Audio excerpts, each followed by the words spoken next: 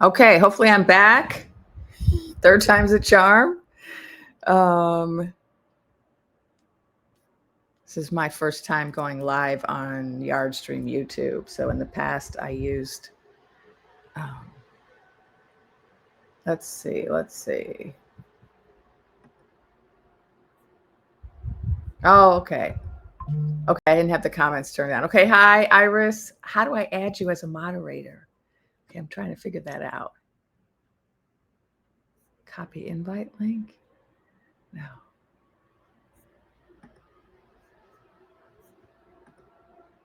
Hello, everybody. I'm just, I'm kind of new to this Yardstream, so give me a minute. I'm trying to get the hang of it. I don't know how to add my moderator. So Iris has modded for me. Did I just add you, Iris? I think I added you. I hit a plus sign. Hello, everybody. I hear someone's there from Arizona. Yeah, let me know where you are. Oh, Sarita, native from the Iowa tribe. Great. Glad to have you here from Kansas. I had a friend from Kansas. He was, now I'm forgetting his tribe. Sorry. Okay, Iris said she's not the moderator yet. Okay, I haven't figured that out yet. But welcome. We got who else? Baltimore. We got Delaware. Great. Texas. Hey, Mohegan Sun. My cousins used to live over there. I used to work for the Pequot over in not the Pequot. Sorry, I used to work for the Mashpee over in Massachusetts. But I've been to the Pequot. They actually wanted me to work for them, but I didn't end up working for them, although I wish I had. Ohio. Welcome, everybody.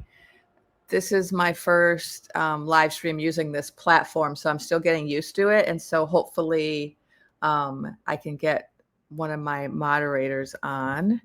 Just can't figure it out. There's a thing for guest. I don't see moderator. Okay, well, we'll see. Maybe we won't have so many people that I've never had an issue, but that's because I have great mods over on TikTok, like Iris and Evie, and I don't know how to get mods over here. So bear with me today. And we'll see how it goes. If anyone wants to give me any advice on how to add a moderator, feel free to let me know what you suggest I do. And we got DC Metro. Okay, it's good to have DC here. You guys are putting up the good fight over there. Proud of you. Pequot, yeah. Yeah, I love the Pequot. Their museum, amazing. And they were doing such great stuff when they first opened up. They were. I was there because somebody invited me there. They were recruiting. They were trying to recruit Native talent. And they were hiring, for people who don't know, Pequot is a tribe in Connecticut. And they, at a certain point, became a very rich tribe. And they built this incredible Native American museum. And it was the biggest, most beautiful Native-owned, Native-built Native museum ever. And it was so impressive. And they had this campaign to try to hire as many talented Native American people from all the tribes all over the country and bring them to Pequot. And so I was just very impressed with the work they were doing. So I just came on here today, not for a particular purpose, but just because I hadn't done a live in a while. And I thought I would come on here and talk a little bit about the circus. And those of you that follow me know that I have my own characters for my own story. And maybe I'll talk a little bit about that in case you haven't been following me or you don't know the whole story. When I first started posting back in November, I was speaking very plainly and I blew up really fast. My videos went viral really fast. I got a lot of followers and then I started getting really heavily suppressed and my videos started getting taken down and I was removed from the whatever creator program. And then I eventually removed myself because just of the censorship. And then I got the idea, I'm going to tell stories. And, I'm a poet and I'm already a storyteller and I'm a writer and author. And so it was not a big deal for me to switch to telling stories. And people really enjoyed it. And it helped me to get past, the algorithm. And it helped me to reach more people, which is what my guides wanted. I have to wear my glasses because these chat words are so small on this particular app. On TikTok, they're big. I can see them. But, Oklahoma here. Oh, no, Oklahoma has an excellent museum, First Americans Museum. Okay, good. But is it Native owned? Maybe because it's called First Americans. See, I don't know. I haven't kept up. But, it was really exciting for those of us who have had to deal with museums always being like non-native run, right? And from that perspective, it was really exciting to have, that native museum. The Seminole, my tribe, has its own museum that's native owned as well. And so I'm just talking about the stories. And thanks, Kirsten. She said your stories are the best. So, storytelling is, a tradition found in a lot of indigenous cultures, right? African, Native American cultures, Australian, indigenous cultures all over the world have storytelling as a tradition. And my grandmother was a storyteller. And when I was quite young, in my 20s, my grandmother died, and I was devastated because she was just a really important role model to me. And she was a teacher, and now I'm a teacher, and she was a storyteller. She had her own radio show. And when she died, I was getting my master's degree in history. And, history is stories, right? And when she died, I asked her, I can talk to the dead because I'm a medium. And so I asked her to come back and tell me, answer my question. I wanted to know what was I supposed to do with my life because I was still young and I wasn't sure. And she told me to tell stories. And at the time, I didn't know what that meant. And I was like, poems, because I'm a poet. I say history, because I'm studying history. And now here I am all these years later telling stories. So grandma knew way before I did. Yes, the Irish tell great stories. They're Norwegians, right? The Seneca have their own museum. Oh, I'm so glad we're having this conversation about all these native museums. Yeah, so when I first came across the Pequot Museum, that was like 25 years ago, telling my age. Yeah, so there's a lot more museums now, but it was a big deal back then. So yeah, I thought I would come on here. When I do lives, it just gives me a chance to talk about other things and to spend more than 10 minutes, right? Because I typically do 10-minute videos on TikTok, and I just try to tell the story in 10 minutes. And but now I'm branching out and starting, and I'm learning how to use this yard stream so that I can do lives on YouTube as well as TikTok. And this will allow me to, do longer recorded videos and also lives like this. Oh, okay. Iris is talking to me about next to the chat message, click the menu and select add as managing moderator. Okay. Click the menu.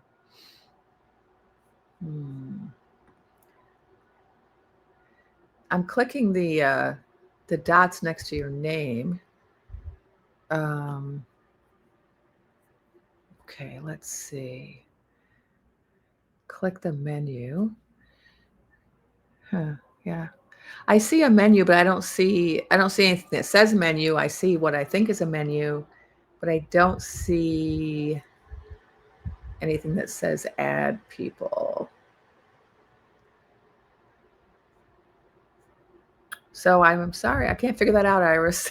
Iris is trying to help me add her as a moderator, but can you give me some more names of things? I think I'm adding you to the window without even trying. So let me see. Yeah, I don't know which thing to click. I have something that says comments, banners, media assets, style, people, private chat. And when I hit people, there's nothing for moderator. It just says copy this link to add people. So yeah, I don't seem to have that as an option. Maybe because I'm in Yardstream and maybe you're in YouTube. And so maybe we're looking at different things. Yes, my ring is lapis lazuli. I got it from this crystal dealer who I really like, who gets all of, she's Indian and she gets all of her crystals from India. And her father is a crystal dealer. So it's a family business. They've been doing it for a long time. And he just knows how to get really high quality crystals. And they're also just high quality. Like this is silver and you can just see that it's really, well done. It's interesting that you're asking me this too, because I just had a dream last night about someone saying they wanted could I take my ring off? And I was like, no.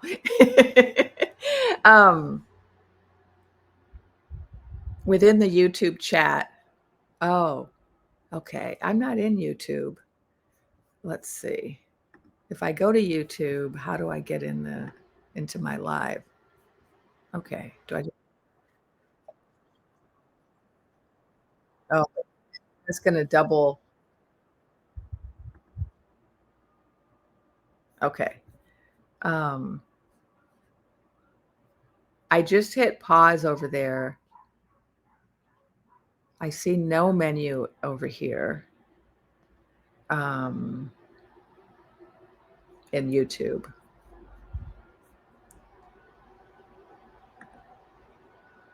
Okay, so I'm going back to Yardstream. I don't know how to do it. I'll figure it out before the next one, and hopefully we'll be okay without the moderator. Yeah, we're in YouTube, but I'm going to YouTube through this other app called Yardstream that you use to record. Because YouTube, yeah, I don't know. Anyway, we'll figure it out later. This is my first time doing it this way, so I'll figure it out next time. For now, let's just hope that everything's okay without a moderator. I can't tell how many people are here. Can someone tell me? I don't know why it doesn't tell me that, because I'm used to seeing how many people are here, which I enjoy. All right, so I wanted to talk about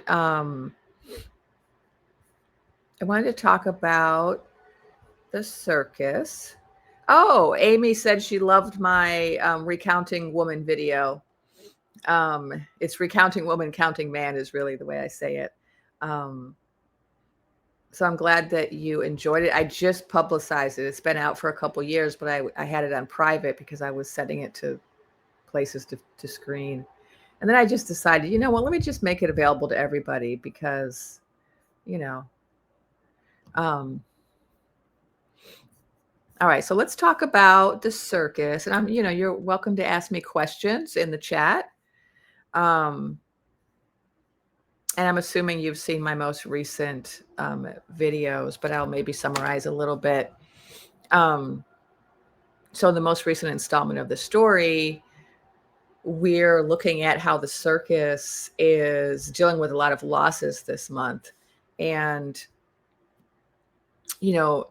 the lunar eclipse and the full moon is happening in 2 days. And so we're this is very exciting because back in August, my guides told me that September 7th was going to be a really important day to look for. And my impression, although I never gave an actual timeline for when the head clown was going to fall off the elephant, and I did ask my guides and they didn't give me that, but I kind of got the impression that it was going to happen possibly before September 7th. And maybe that was just my wishful thinking and my interpretation, but they said that September 7th was going to be a really big day. And when I asked, well, what about that August 24th day? Because back when I asked, we were still in August and I was like, oh, I can't wait that long. They said it might be between the 24th and the 7th, but I didn't get a definitive date, but I'm feeling hopeful. The date that I got that was really definitive was November 7th. And November 7th was given as a date, not for the head clown. It was given as a date for the collapse of the circus. And so the main thing I was told about September is that September was going to be a very exciting month, but exciting in a good way versus a bad way. So instead of like breaking bad news every day, it was going to be more like breaking good news every day. So I feel like we're seeing that there have been a lot of losses for the circus, especially in terms of court cases. The toy soldiers in the City of Angels, that was ruled illegal, and the taxes on imports was ruled as illegal by the courts. And I feel like there was another court case also just recently. And then, of course, the most important loss I see is the progression of the whole conversation about releasing the files of Epi, and all of these lionesses coming forward and speaking out at that press conference, 100 of them, and also going to testify before the makers of laws. And so I see these as really good signs. And these files of Epi are going to spell the downfall of the circus in a way that nothing else can, right?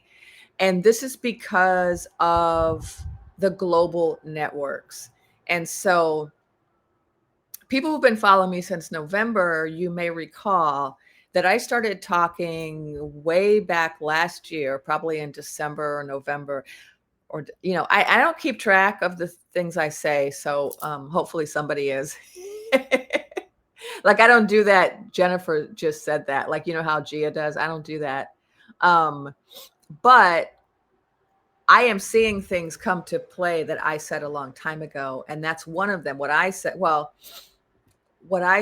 way back then was the reason that he was able to finagle the joust and not be challenged was in part because he was a part of this global network of mobsters, this criminal network, and that this network included a lot of these, merchants, very wealthy merchants, these tech bros, right? And these political leaders in particular realms like the vodka land and the the Netty Noodle land, right? So because of this network that he is in, he was able to have this coordinated effort to make the finagling happen, but also it's what was protecting him from people challenging it. And it's complicated, and it's also hard to talk about, right? Because I had to be very careful. But we're talking about global networks that have to do with the movement of bodies across boundaries, right, for nefarious purposes, particularly very small people and particularly life-giving people, right? People of a particular gender. And so this has been going on for quite some time. And this particular set of files of Epi, which really we should call the files of the head clown, has to do with the structure of one node on this global network that was happening in this realm, right? In this, what do we call our realm? I can't remember if I have a name for our realm. I'll just say the US. Maybe it's okay to say that. So when this comes out, right? When the truth comes out about his involvement, and not just his involvement, but the involvement of many famous people, many lawmakers, many merchants, right? When that all comes out, what we're going to see is the dropping of this veil. And we're all going to become aware of what's really going on and what's been going on and how it's all connected to our national contests, right? And so the fact that we're getting closer to that, right? That these lionesses are standing up, which is a really, really big deal because they've all been threatened, right? And it's already a big deal if you're a survivor of something that horrendous to be able to speak out. That's already a big deal. But then to also have to do it when you're dealing with people who are threatening your, life, who have made threats against you and your family, to be able to stand up, right? Is a big deal. And so we are seeing this rise of the divine feminine, which is something I also said back in November, that it's the rise of the divine feminine that's going to also spell the end of the circus. So let me look at the questions. So that's what I'm seeing for September. And, one of the things that we have to recognize, the freedom realm, that's ironic. Alma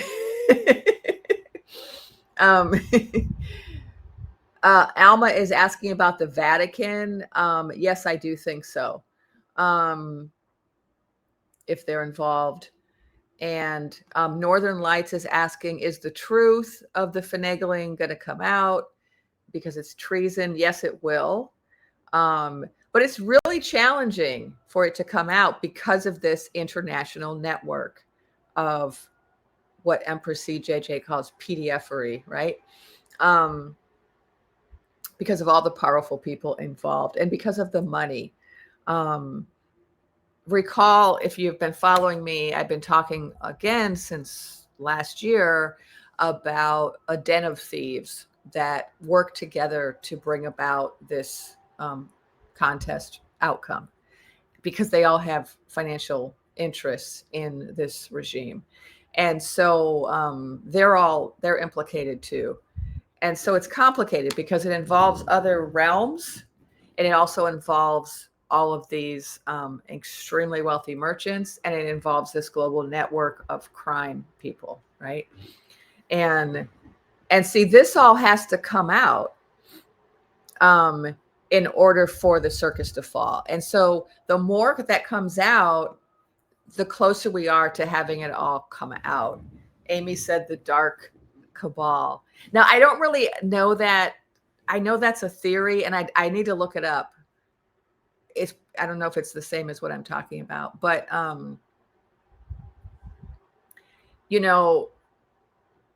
when I first started getting all this information, it's been like 10 months now.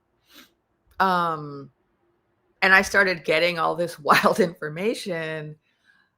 I was really hesitant to share all of it. And so I've been slowly sharing it more and more. And now I've shared a lot of it. And I know that for some people, it probably is just way out there. For me, it was way out there. When I first was getting the information, I was like, oh my God, really? And so, but what I have seen over the last 10 months is that the things that I would say after a couple of months, then a lot of people are saying them. And then after more time, we're starting to see some evidence. So like I was saying back in November, December, that Starboy, right? People don't follow him, and I know who Starboy is, but he's a, billionaire. I was saying that he had done this with his satellites. I was saying that from the very beginning. Nobody was saying it back then, and it sounded like just a crazy conspiracy theory. And then, of course, over time, everyone is talking about that. He came out and practically admitted it. The head clown actually said, "Oh, he got his computers to help me win." Like it's now there's just I think a lot more evidence now that what sounded like a crazy theory that I had back in November is quite plausible, right? And we now have, the SMART and ETA data coming out, which also appears to verify that theory that something was finagled in a digital way, not in paper way, and that it was done remotely, right? So this is starting to look like evidence for what I got a long time ago. Of course, we're not going to know until all of the data is revealed. So let me just look at these questions. Someone's asking about the results from Rockland. I don't know. I mean, that's not something I specifically have been picking up on. I also haven't asked. But I just feel really good about the fact that all of these investigations are happening, right? That I just think that's really exciting. And so I think that we have, on the one hand, we have the, the intuitives, the dreaming women who are getting our information intuitively. And then we have the other people who are crunching the data and trying to get the information out there. And these are two really important groups of people. They're not the same groups of people. They don't do the same thing. But I think that we're working on the same project, right? And I think that those projects are going to provide evidence for what the Dreaming Women and the 4am Club has been saying from the beginning. So I'm really excited about that. I also feel like if we're talking about, evidence for predictions that were made, and I should say at some point, this is for entertainment purposes only. One of the things that I said too, last year was that there was an investigation going on of the joust behind the scenes in the intelligence community, and that it involved the international community. Now, I said that back then, and we've been waiting and waiting and waiting, and we didn't see any evidence. And now we have two whistleblowers who have come forward and said, well, yeah, actually, that did happen. It involved the NSA and I think NATO, right?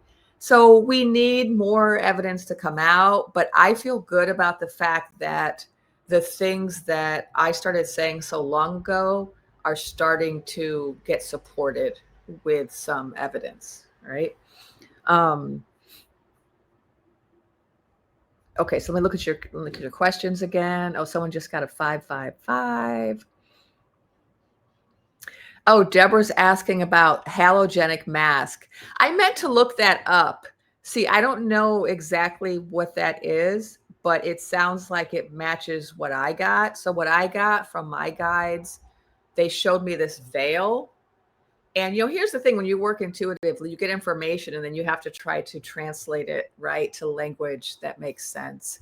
And I think the halogenic mask is probably the correct translation for what I saw, but I didn't get that word. So I didn't get that word from my guides, but so you can also put in the chat more about that if you know more about the halogenic mask. But I'll just tell you what I got. That's all I can speak to, right? Is what I got. I was shown this veil, and it was It was, I don't know what it is. I guess I can't say electrical. Let me say it's technological. And so that halogenic, maybe that's a hologram. I'm not sure, but I'm assuming. But I saw it kind of like a hologram of kind of like a glass, kind of like glass, but not glass, because it was, technological. It was, yeah. What's a good word for that? Like a screen. Yeah, it was like a screen, but it wasn't like physically solid. So that's what I saw, and I'm not sure yet what that translates to. And I don't know, was it halogenic technology? Was it AI? What I know is that there was some kind of veil or screen between reality and what we saw. And so that's what I got. And so I'm just checking some more comments. Yes, Steph, the lionesses are standing together as one. Yeah, thanks, Iris, for reminding people to use code words. So we're just telling stories here, and these are the characters in my story. Okay, Venus. I think I can put this on the screen. Can you see that? So Venus said, I'm just learning, people. Bear with me. I'm just learning how to use this Yardstream app. Venus said, I know it's not a fair regime. They definitely self-preserving, but please understand he was meant to happen to awaken people to not just here, but those involved all over the world to put the fire in. So I agree with Venus that from the larger spiritual perspective, the head clown has a purpose that's connected to waking us up. And unfortunately, we're kind of hard-headed. And instead of us waking up the easier way through our beloved Lotus Queen, we have decided to do it the hard way, by being forced to come together through trauma. And, anyone who's been through trauma knows that trauma can be an accelerant, right, for growth. That whenever we go through something very challenging, it causes us to reevaluate things, to change things in our life, to become stronger, to grow and become different people, become more reflective. And so we're dealing with this collective trauma, and it's forcing us to wake up. So there is that bigger picture, and I think it's helpful to remember that bigger picture, because if we don't remember that bigger picture, what could happen is we can start thinking of ourselves as victims.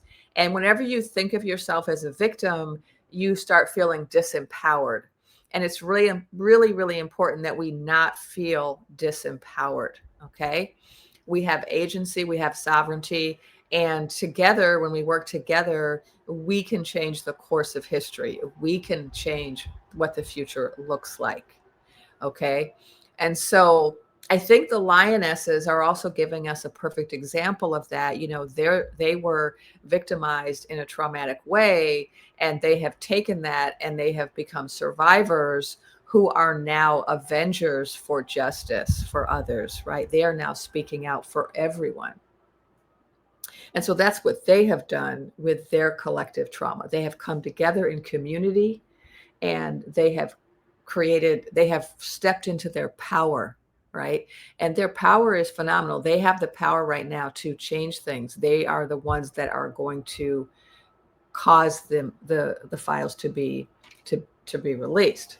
Okay, let me try to catch up on these. Okay, I'm going to hit this comment button and try to catch up. Okay.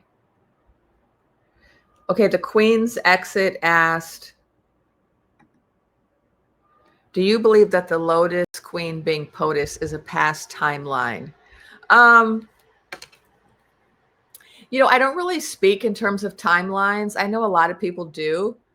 And the reason I don't is because that's not the way my guides speak to me. So I would say no, I don't see her as part of a past timeline. The thing about Lotus Queen is she has agency, right? And she was aware of what happened. She tried to do something about it. She did not have the support of the people she needed to make it happen. And she has become quite jaded with the reality that we have a very corrupt system. And so she has stepped out of that system, which I think puts us on a very good timeline, if we must talk in timelines, a good trajectory, if you will. Because what I have been shown is that we are not going to keep the structure that we have, that the way we get out of this is not from within it. So it's not going to be, it's not going to be blue hats convincing red hats or becoming the majority. It's not going to be, through additional jousts. It's not going to be through the structure we already have. There's going to have to be a new structure put in place. And so in the new structure, there's still a possibility for her to be in that, but she's not going to be in this structure. And so the thing is, we've got to get to that point. She's kind of ahead of us. That's the way I see it. She's a little bit ahead of us in terms of her understanding. When I say us, I mean the collective. She's a little bit ahead, maybe not the people in this live, but the whole collective, right? As a whole, the population, a lot of people are still wedded to this idea that we're going to keep our current government structure and just tweak it a little, right? We just got to get some bad apples out of there and some good apples in, but it's really beyond that point. And so there has to be a restructure. And so for her to come out and say, I can't be a part of this, it's too corrupt, for me, that matches what I've seen already for the future. So I find that encouraging. If she were to come out and say, I'm running for 2028 or something, I would be like, what? That's not going to happen. So we're not going to have jousts the way we've had them. There's going to be, things are going to radically change. And they have to, because of how bad things are, right? And I mean, a lot of us who are here today, we know, right? We know how bad they are. I mean, and more people are becoming clear about how bad they are. It's not that, it's like if you cook something and, you forget an ingredient or you add an ingredient you shouldn't add, and things taste a little bit off and you're like, well, maybe I could fix it if I add some other spices, right? We're in a situation where, everything in the recipe is bad. It's either rotten or it's the wrong combination, right? We got to start over, right? We've got to create a whole new recipe. So, yeah. Oh, here's another question. Is what we are going through, this is from Renee Treon, is what we are going through, I'm gonna rephrase your thing, meant to help not only us, but the whole world, all of the lessons. Yes. And that's because we're all connected. So this corruption and this bad traffic that's being exposed by the lionesses is global. And this joust that was finagled did not happen just because of bad actors here. It actually involved other people in other realms. So it's already a global problem. It's not an us problem. It's not a realm of freedom problem. It's not a, US problem. It's unfortunately, it no longer is just our problem. And of course, it's no longer our problem either, because the head clown is creating problems for a lot of realms. So our problem has become everyone's problem as well. But it already was everyone's problem, not everyone's, but it already was some people's problem because they were already implicated. Okay. So how do I take that down? Okay, take that down. And so here's a question I can put up from Ian Nye. Any guidance on where the whole new recipe is coming from? Yes, it's coming from us. It's coming from us. It's the people. And we are seeing that. So we're seeing that in a lot of different ways. We're seeing all of the people's parades, which I know we're also not seeing because we don't have town criers anymore. So we don't have a free press, right? And so we don't always have reports of it. But like in the capital city, they have been doing parades like daily. And it's very hard to get news about this, but they really are standing up and speaking out. But it's happening everywhere. Like Iowa, has been doing a whole lot of parades. I mean, just there's been people's parades in small little red towns in country areas all over this realm. So it's not just the big cities, it's people everywhere. We also have people just blowing up the phones and the postcards and the stuff sending to the representatives. We also have people on all of the platforms, right? The social media platforms speaking out, excuse me. But we also have the pressure that we're putting on people is causing these blue leaders to stand up. And so like I'm in California, we've got our, what I call Governor New Booty, who's been trolling the head clown like a maniac. And I'm so here for it. And he's doing that to wake people up, to wake up the Magatonians, right? The people who were worshiping that type of juvenile behavior online. He's providing a mirror for them. Like, you see how crazy this is? You see how absurd this is? To try to break the illusion of the cult, right? But also, he's doing that because of the pressure that we put on him, right?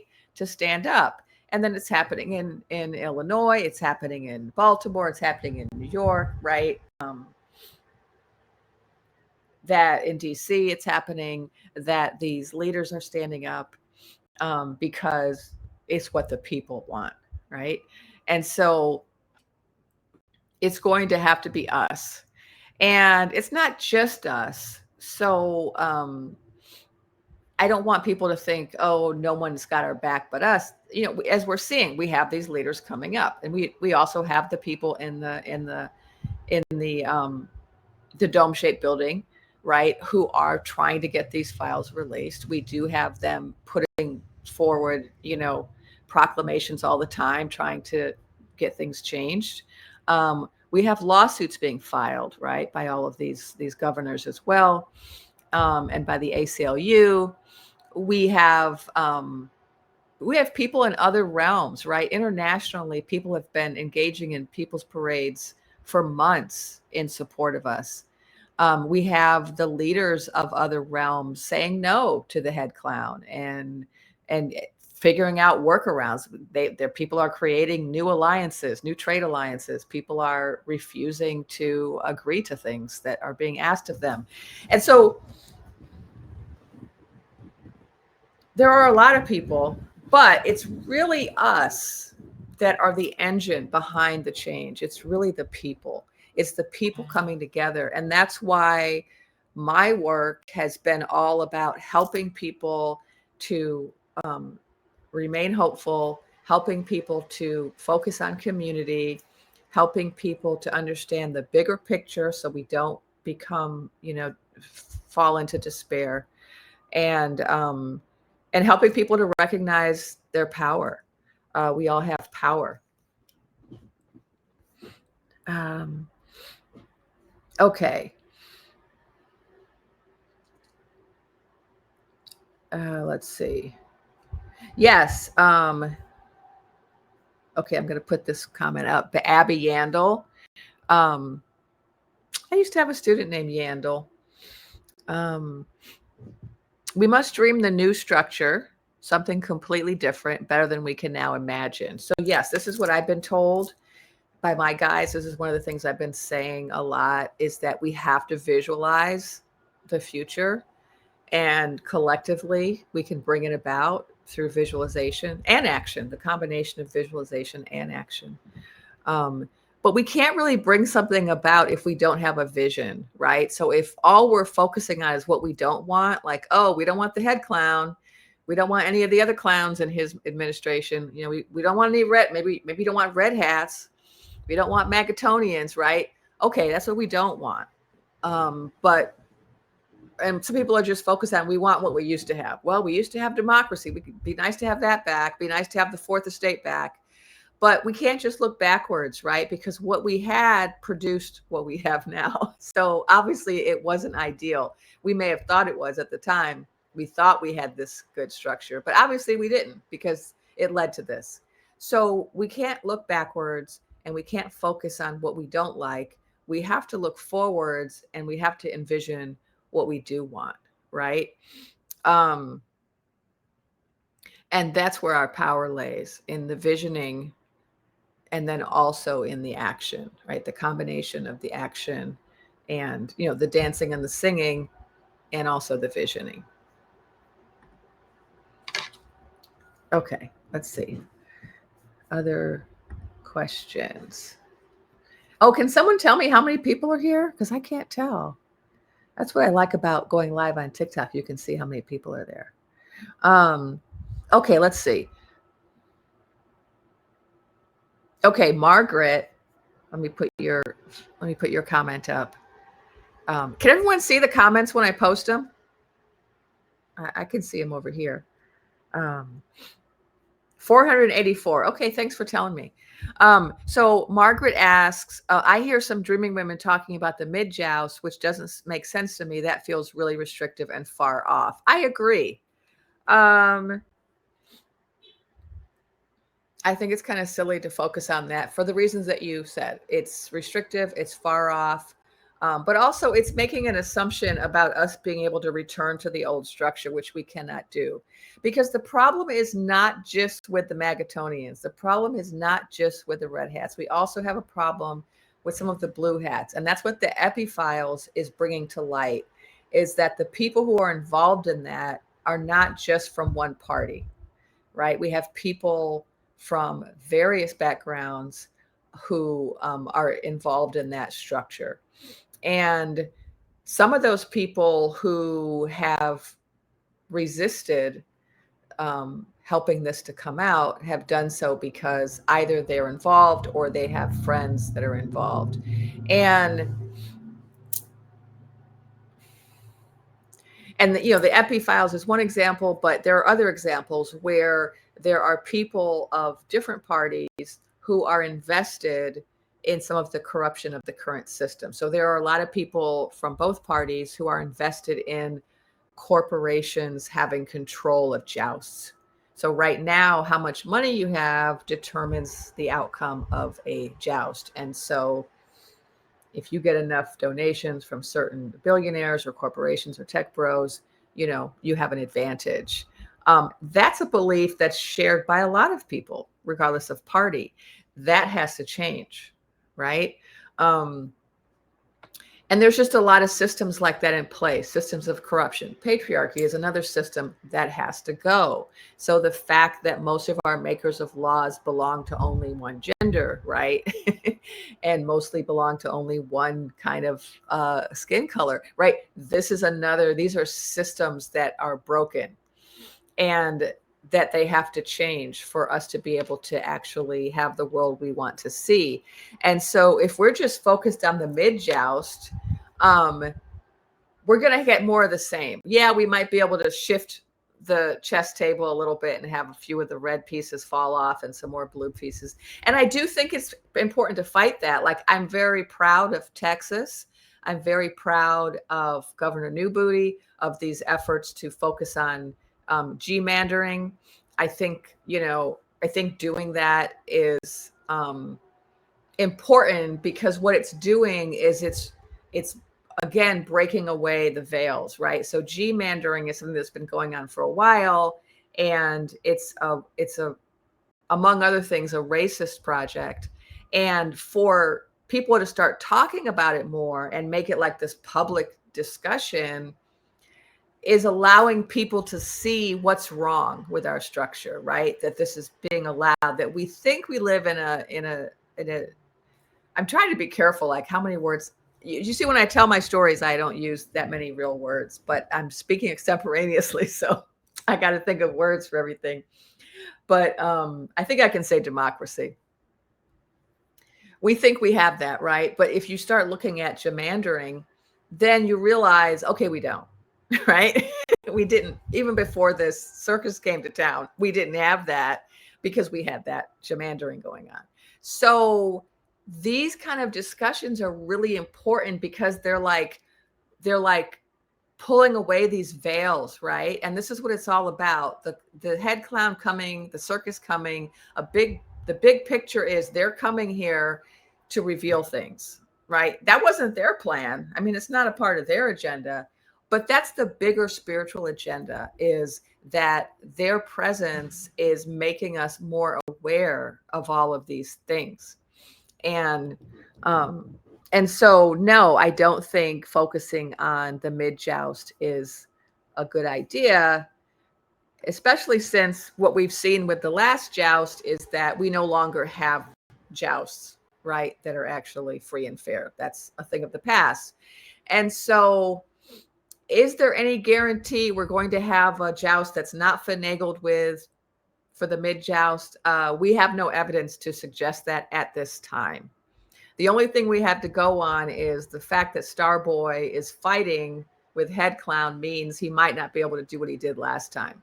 However, we are hearing rumors that Starboy is trying to chum up to Assistant Clown. And we know that Head Clown's days are numbered, so it's going to be Assistant Clown pretty soon. And if Assistant Clown and Starboy are in cahoots, then we might have another finagling, right? So We can't put all our eggs in that basket. Representatives stop representing. Yeah, that's a good way to put it, Gray. The representatives stopped representing. They were doing it before Starboy, right?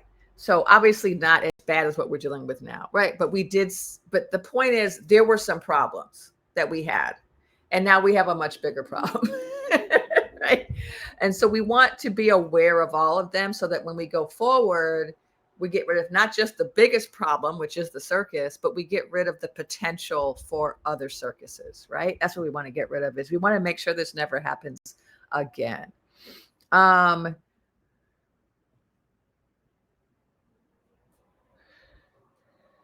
Interesting. Teresa, at any time or place in history, was there a model of feminine energy that held a higher role in society? Did we usurp our power? Wasn't taken from us?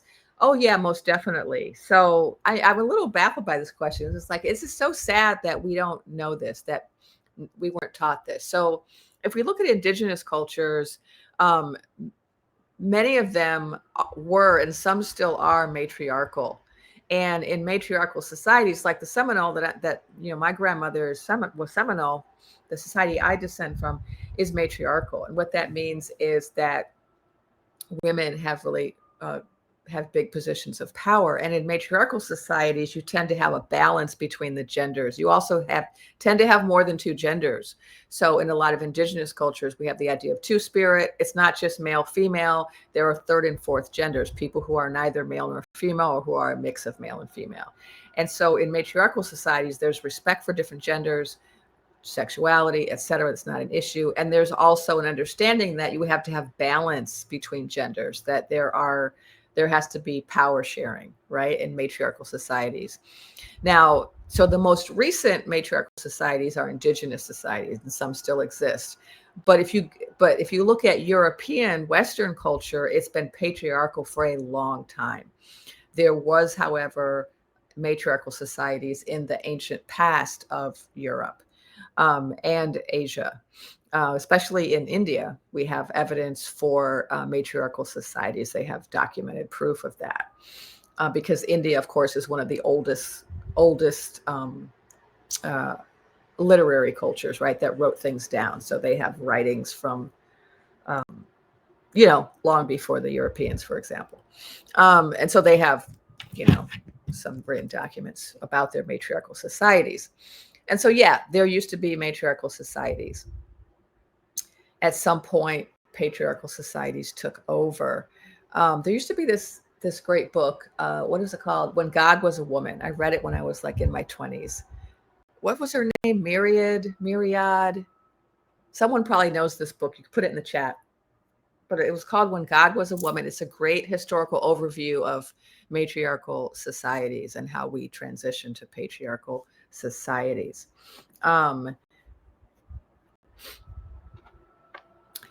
Yeah. And so we're going to be moving it more towards matriarchal societies. And matriarchal societies, like I said, are going to provide balance, right? More equality and harmony. And so we have this rise of the divine feminine happening. And, that's one of the outcomes that we're gonna have. Okay, I'm just looking at the comments. So Grace, okay, I'll put you up here. Grace Gilbert said, I think things have to swing to the very extreme before they can balance.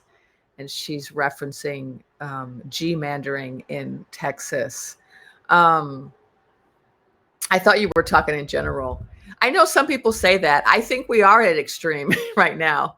And I think that's what gives me hope that things are changing soon, because we are going to an extreme right now, right? Of what I call flashyism, right? We're going into an extreme now. And in so many ways that we're going to have to, it's this extreme that's going to push people to wake up and say, well, wait a minute, this is not what I want, right? Because if you're like a frog in the slowly boiling water, you can just not notice that you're being oppressed over time until it's too late. But when it starts getting really extreme, the way it's happening now, where people are being, kidnapped off the street, stopped in their cars, stopped in stores, grabbed at work, right? Where people are not being allowed to engage in people's parades without getting snatched up. Like the fact that the town criers we all used to rely on are now unreliable. We can't get any news from them. I mean, things are getting really extreme. The fact that women are dying because they can't access medicine. Things are getting extreme. And so in particular, when you're talking about gerrymandering in Texas, I think it had to get to that, right? It got to this point. So this has been going on for years, right? Gerrymandering. And it's only been being done by this one party, right? Because the other party was like, that's not right. We don't believe in that. We're too ethical to do that. And so it was very uneven because the red gerrymandering kept happening and the blue people were like, we don't believe in that. We're not going to do that. And so now for the first time, the blues are like, well, I guess we can play ball. I guess we can stoop to their level. And it's hilarious, but it's also going to lead us to what you're talking about, right, Grace? Because it's going to lead us to the extreme. Because if the gerrymandering starts happening everywhere, not just in red counties, but in blue counties and purple counties, it just becomes like a free-for-all, right, of madness. And then it raises everyone's awareness. It's kind of like the trolling that Governor Newbooty is doing. Like when they did it, everybody, on their team, the Magatonians were like, we're okay with that. But if the other team does it, all of a sudden they're like, wait a minute, we don't like that. That's cheating. Right. And so it raises the consciousness of, wait a minute, this is cheating. Nobody should do this. Right. And, I'm a philosopher. So I used to be a philosophy professor and I used to teach Kant. And, Kant, he had this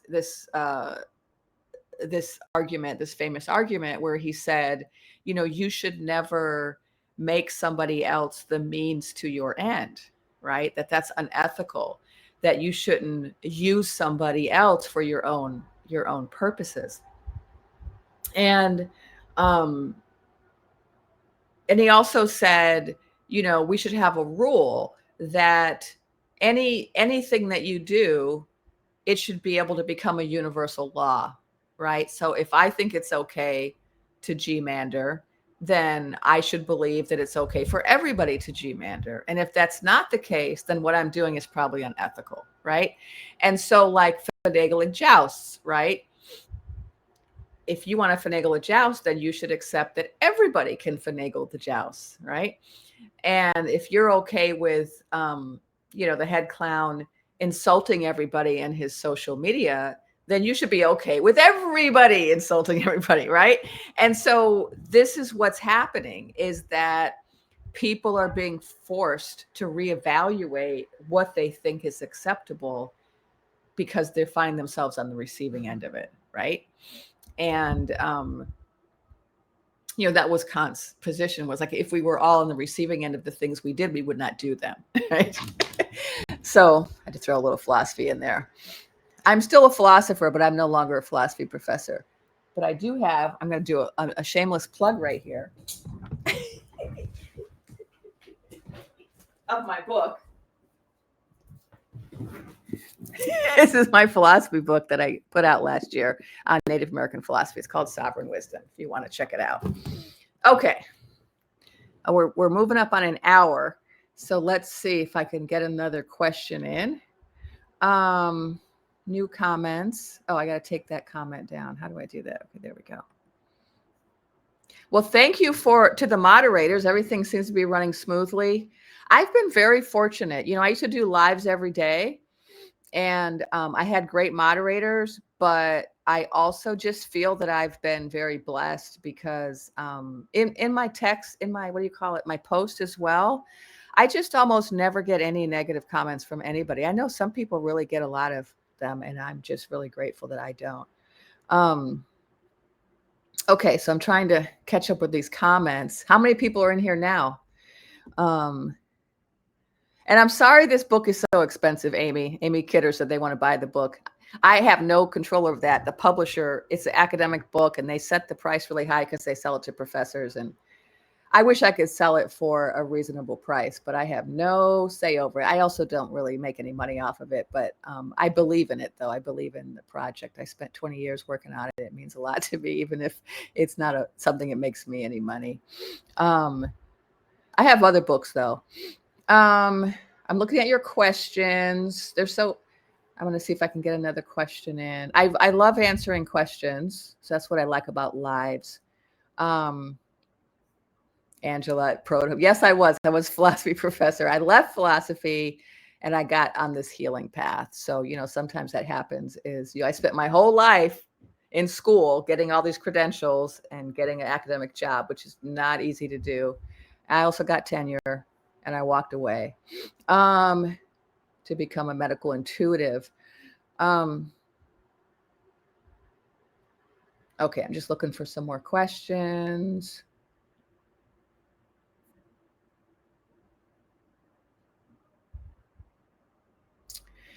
So I'm going to put this question up even though I don't know that I have an answer.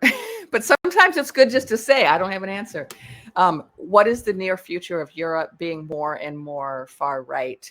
I don't see it that way. I know that I think the UK recently elected somebody far right.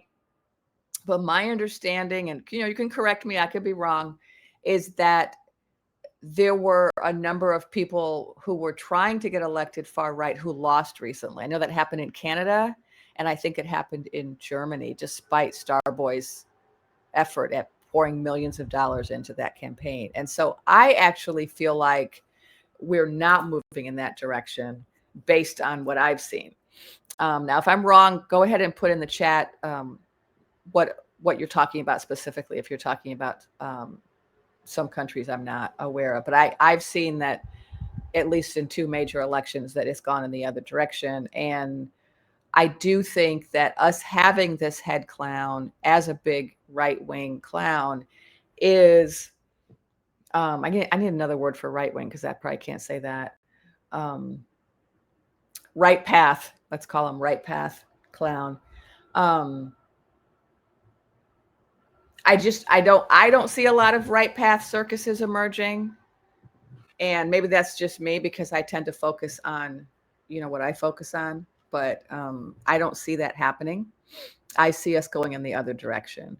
And I really see our circus causing that kind of shift to happen. I think right before our circus came, they were headed in that direction. We saw that in Europe, that they were headed on the right path. But then we saw a shift after they saw what our clown was up to. They were like, oh, we don't want that.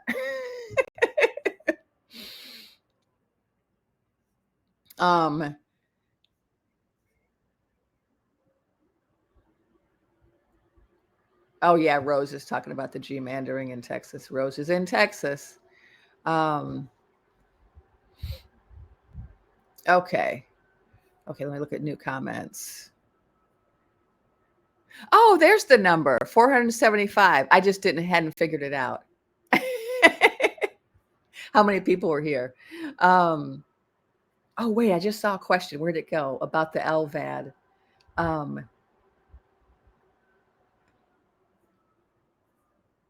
I do think it's really exciting, the possibility of an LVAD. And I've seen a couple of different medical professionals weigh in on that. And I've been pretty convinced by some of them because I've heard some say that a person can go and get an LVAD and be out within a week, that's totally possible because typically when people get LVADs, they're only doing them for two reasons. This is what I heard from one of the professionals. And that is that they're either doing it as a stopgap measure before they get a transplant, or they're doing it just to give themselves a few more weeks or months on the planet because it's the end of their path. And so that latter possibility is encouraging. And so I did hear somebody who was like an ICU nurse say, oh yeah, you could totally go into the hospital, have that done, and be out by 6 days. That's something. In fact, she had seen it done in 4 days. So, and yes, it is for heart failure, which a lot of professionals have said they see evidence for CHF. I also see evidence for it. So I'm not a doctor, so I don't pretend to have, I'm not that kind of doctor. I am a doctor. I have a PhD. I'm also a medic, and I'm also a healer and a medical intuitive. So I do know a lot about medicine, but, and I do know about congestive heart failure and about the signs and about the progression of it. And what I saw, which I said, I think back in January, and I'm still waiting for it to happen, I saw the ultimate demise being caused by a kidney operation that was not successful. And what I'm hearing some of these medical professionals say, which I think supports the vision I had, is that, and this is for entertainment purposes only, is that is a common progression, that you can have CHF and then be treated with lots of diuretics, which would explain the IV bruising. And then that can then lead to kidney failure, which can then lead to what I saw. So that CHF can also lead to a VLAD. And of course, it can lead to the need for other types of procedures. There's another type of procedure that's not a VLAD. Excuse me. I forgot what it's called. It's some other implantable type thing. That's another possibility. Oh, Amy. Oh, I'm going to post you up so you can make me look good. RN here. You're absolutely correct. All right. You heard it from the RN. She's the expert. Yes, I am a medicine woman. Unreal estate agent just asked. But I'm not a doctor, not a physician. So I don't pretend to be. I always defer to them when it comes to these type of things. Yeah, Rose Blue said people are, oh, I should take you down. I was just trying to brag with Amy. It's the end. So yeah, Rose Blue. Oh, is that the same nurse? Said it's the end, not eligible for a transplant. Exactly. So because of his age and other cofactors, he would not qualify. So yeah, that's not an option for him. Ooh, someone asked, oh, I'll put this up here just because it's fun. I do love talking about the star beings, and I used to talk about them more, and that's actually one of the first ways that I got heavily suppressed on TikTok. Is I had this video where I talked about the star beings, and I had 500,000 views, and TikTok's like, that's a violation, you're not allowed to talk about aliens. And I'm like, but why? The only reason I haven't been talking about them lately is because they haven't been showing up. So for a while, there was a whole bunch of them around the planet, and they were here because there was the possibility of a Newtonian war, and they always show up when that happens because they're never going to let that happen. So anytime I hear the head clown or anyone talking about, oh, well, we're just going to get a Newtonian weapon out, I always am cheering like, yes, yes, keep saying that. So the people will come, the star beings will come and save us. Now, here's the thing. They said that they can't save us without our consent. And what they told me at the time, which was back in, I don't know, January, whenever that was, when they were all gathered around the planet, they said that they needed a critical mass of humans to ask them to intervene. And we didn't have enough. I was doing meditations every day telling people, please ask them to help, ask them to intervene. We need help, save us. Okay, so for those who don't know, 3i Atlas is a object that is careening through space, heading for our galaxy. And there are different theories out there about what it is. Some people are saying it's a comet, some kind of natural projectile. But other people are saying, no, the physics doesn't really make sense for that. It's accelerating. It's got certain particles, like they've determined that it's got tin, which I guess if you find tin without iron. It's not a naturally occurring mineral by itself or something. So people are, and NASA, some people said that NASA actually came out and said it's a spacecraft. I don't know if that's true because I haven't been following the details of the story. I've just been kind of hearing things on the TikTok streets and the YouTube streets. And so I don't know. I haven't done any research on it. But I think it's really exciting. And I am hoping that if they are star beings headed here, that I'll hear from them and then I'll get some information I can share with you in the future. I feel very excited. And I can tell you that intuitively, I feel that it is a ship and that they are coming here intentionally. And it gives me hope.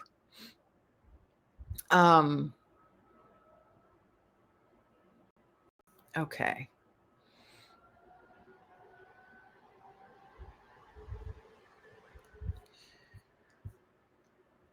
Okay.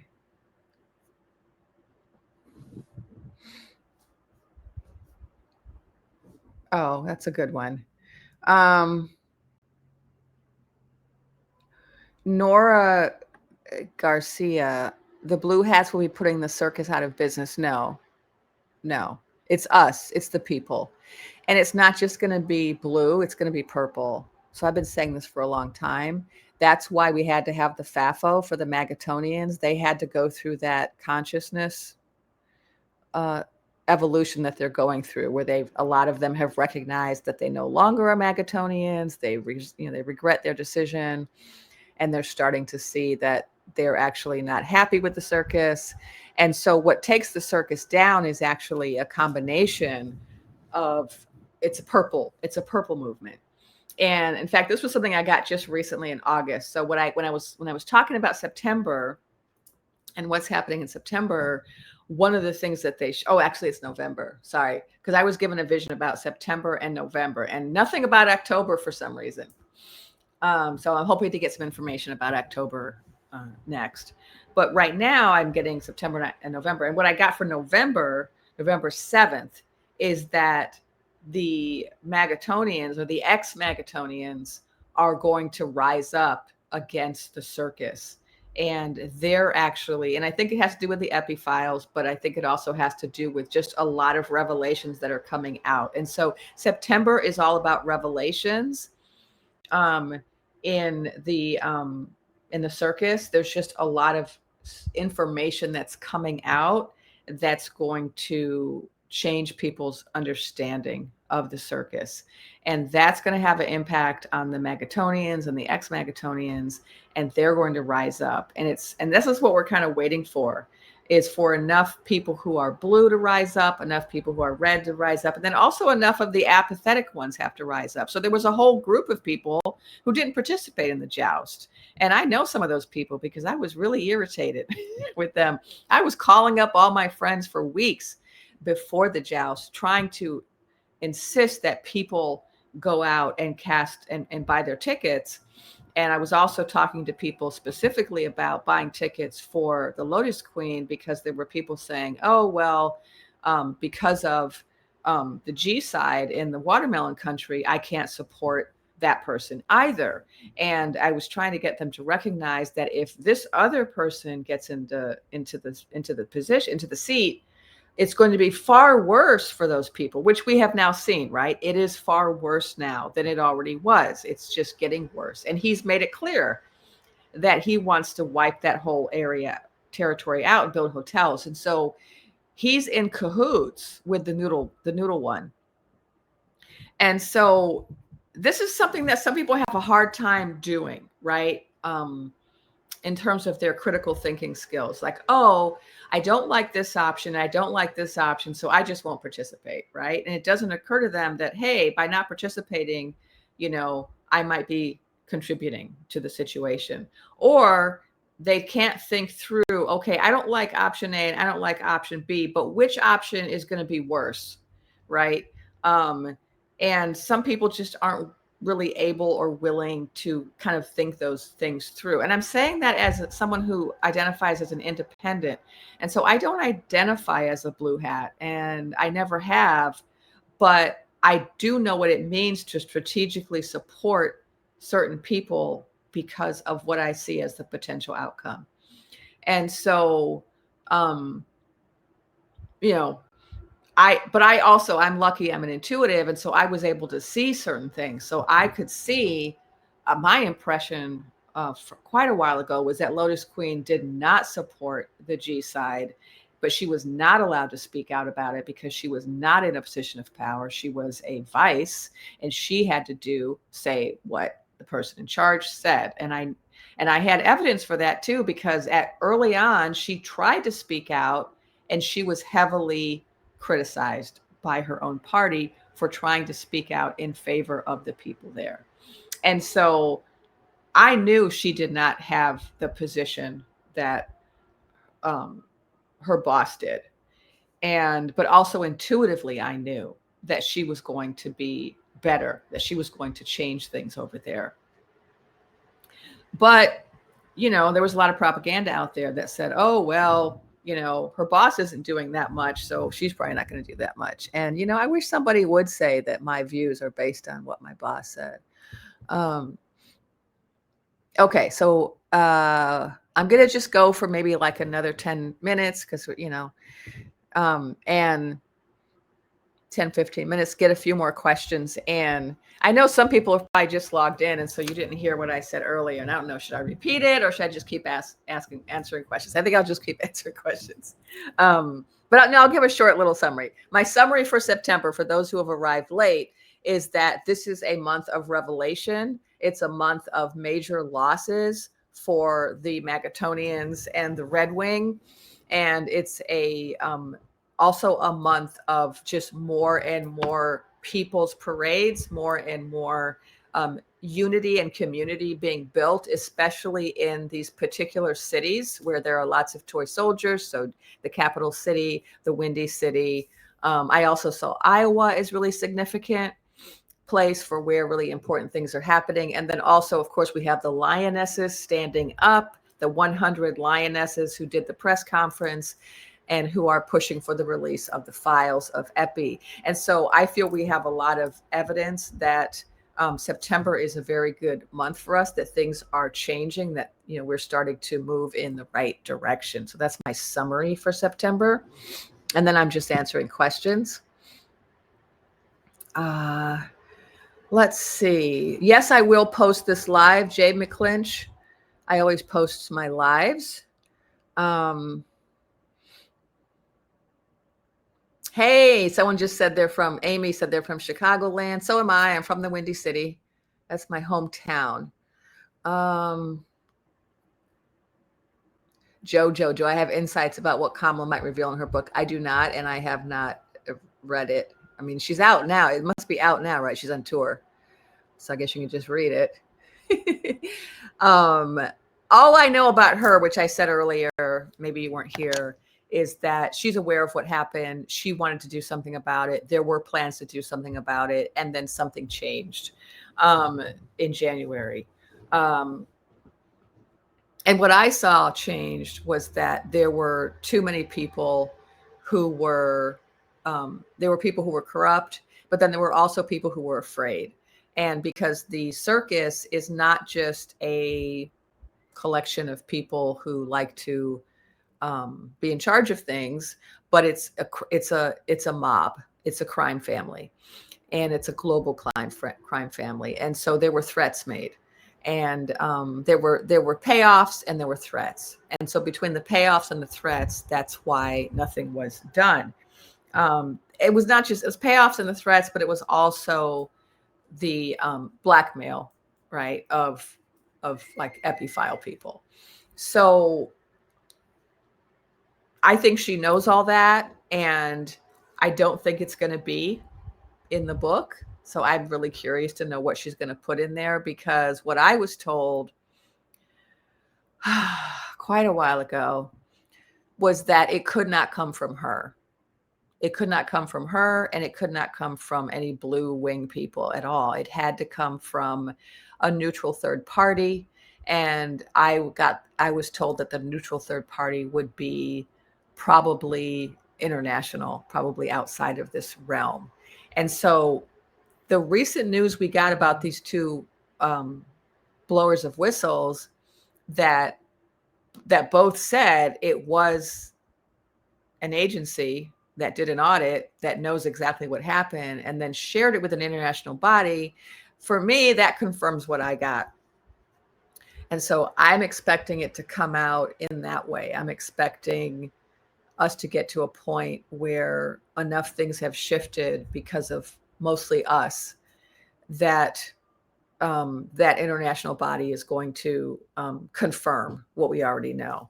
But it's not like they're going to save us. So we're not going to be saved by somebody. We are going to do the saving, but then people are going to help us.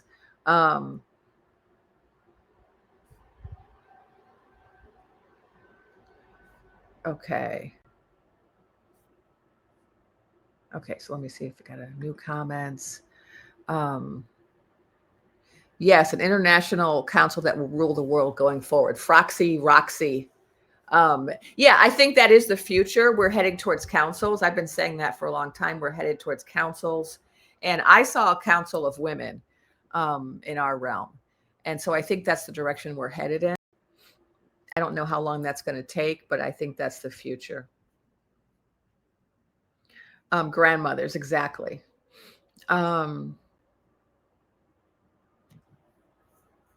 Oh yeah, Nora. Oh wait, let me put your comment. Nora Garcia. The leaked audio of clowns removed from the files. Wasn't that excellent? And of course, it was a woman who did that, right? And so we're just seeing so much evidence that it's the rise of the divine feminine. So many women are the champions right now who are making things happen. Right? She's on a date.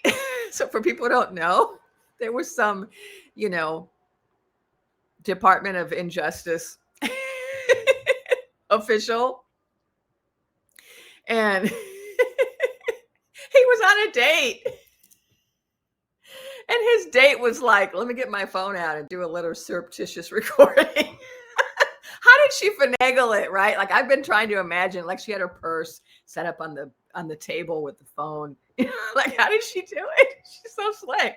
I don't know, maybe you guys know how she did it, but she basically got video of this dude holding forth at great length about how he's going to cheat and how he's going to take his Sharpie pen and cross out all the names of people that are from the right wing, the right path, and only leave the blue path people in the list. Hilarious.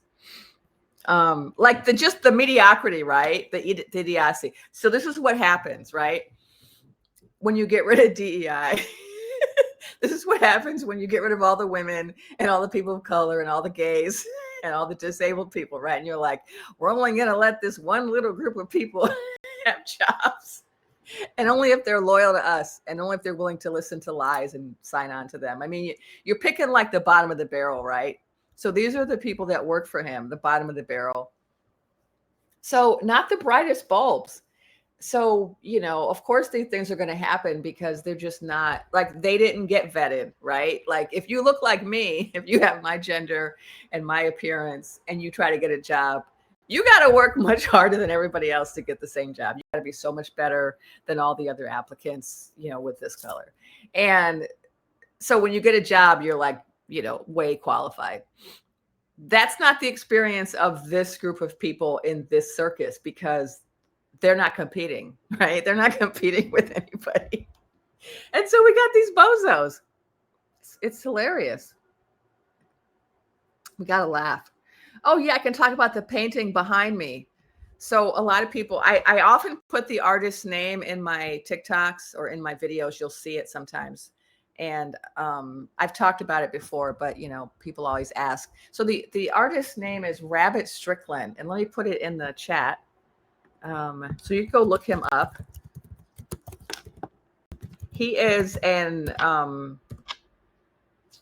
Ojibwe artist, and these paintings that he does, he's quite famous now. When he painted this, he wasn't famous. He painted this in my apartment, and so we used to be friends. I say used to because I've lost track. We've lost track of each other. We both moved to different directions, but this was like 30 years ago.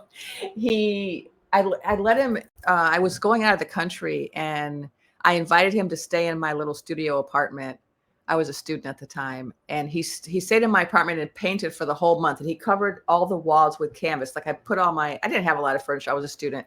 I put the little furniture I had like in one room. So he just had empty space, and he painted all of these paintings. And then he gifted me this painting. He gifted me a couple, but unfortunately the others were stolen from me. But so this painting is from the legends of his tribe. All of his paintings are the result of dreams that he has, and the dreams are based in the mythology of the Ojibwe. And so this is Rabbit Boy, who's one of their like god figures, and that's Deer Woman, and this is Turtle Island, the turtle.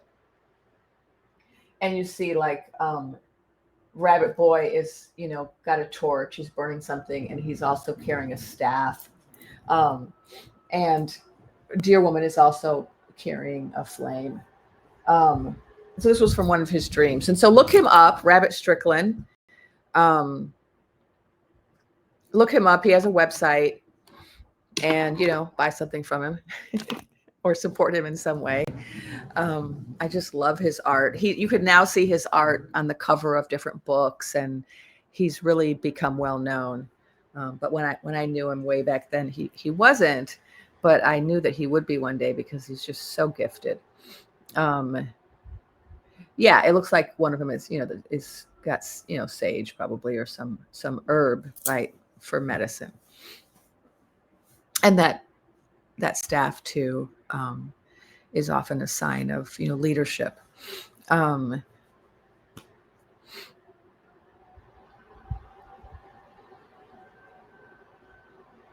Yeah, it's a great painting. A lot of people ask about it. Explain the feet.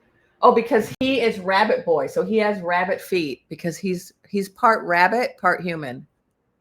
Yeah, this is Rabbit Boy, so he has rabbit feet. And see how Deer Woman has deer antlers. Oh, see, she's got antlers on her head. She's Deer Woman. She's part deer, part human. Yeah. So you can go look up, the legends of the tribe. I obviously am not an expert on that tribal legend. I only know, what he told me. Okay, so I'm going to end it now. It's been an hour and a half, which is, pretty good. And I am going to be doing more lives. I will post this live on my YouTube, so you can listen to the whole thing. And thank you, everyone, for showing up. I'm supposed to say some other things. I always forget to promote myself. So I have a Patreon account. And so if you want to support me, you could join my Patreon as a, $10 subscriber or whatever. It's, and I do some extra videos over there for members. I also teach classes. So if you go to my link tree, I have classes on my website on medical intuition, akashic records, and energy healing. And so you could also support me by taking some of my classes. So thanks a lot for showing up. Thank you for all the questions. Thank you for listening to my stories and for following me. And I will see you again soon. And thank you to Iris for moderating.